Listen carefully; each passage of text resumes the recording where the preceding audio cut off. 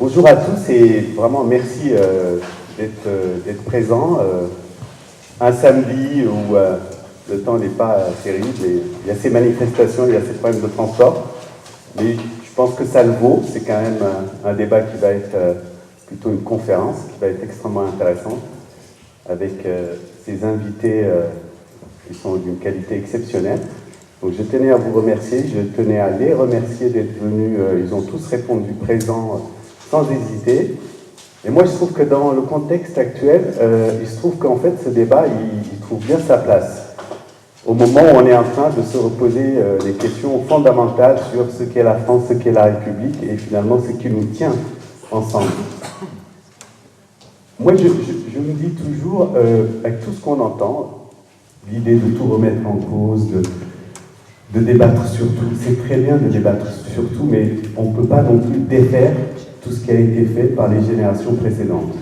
Et je pense à l'article 1er de notre Constitution qui dit ceci: la France est une république indivisible, laïque, démocratique et sociale. Et ça commence comme ça, la Constitution française. Ça rappelle finalement quels sont les piliers fondamentaux de notre République et ce qu'est la France, ce qu'est l'identité française.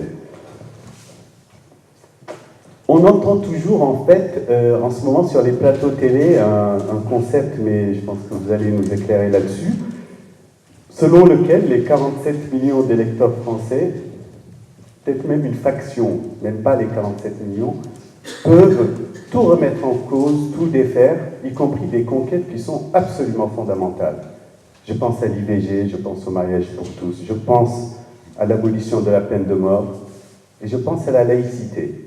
Et moi, c'est vraiment une conviction personnelle, je pense que le peuple français, la souveraineté de la France, ce n'est pas que cette génération-là, ce ne sont pas que les 47 millions d'électeurs. C'est toute une histoire, c'est des héritages, c'est des conquêtes, ce sont des choses qui nous ont été transmises. Et ça, il ne faut jamais l'oublier. C'est-à-dire que si nous sommes progressistes, et si nous pensons que l'histoire avance, et que les générations construisent, on ne peut pas à chaque fois défaire et laisser des régressions s'installer. Je pense que c'est vraiment, pour moi, en ce moment, quand je regarde ce qui se passe, c'est peut-être le premier message que j'ai envie de faire passer.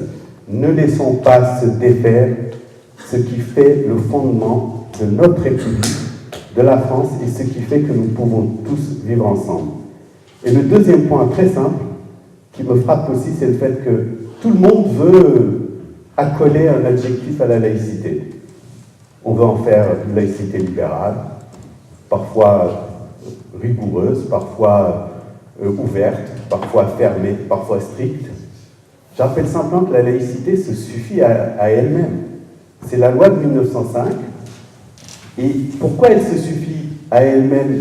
C'est parce que c'est un principe fragile, c'est une conquête, c'est 30 ans de débat, c'est un équilibre qui a été construit pour cette génération-là de 1905, mais aussi pour que ça reste, pour que ça dure, et pour que même en avançant dans l'histoire, on puisse à chaque fois l'appliquer comme un principe fondamental qui permet à tout le monde de vivre ensemble.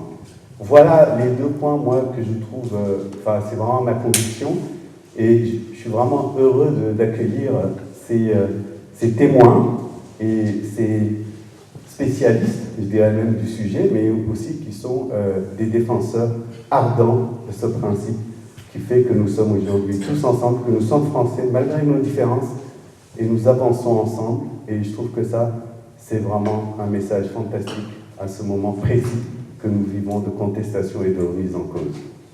Je vous remercie.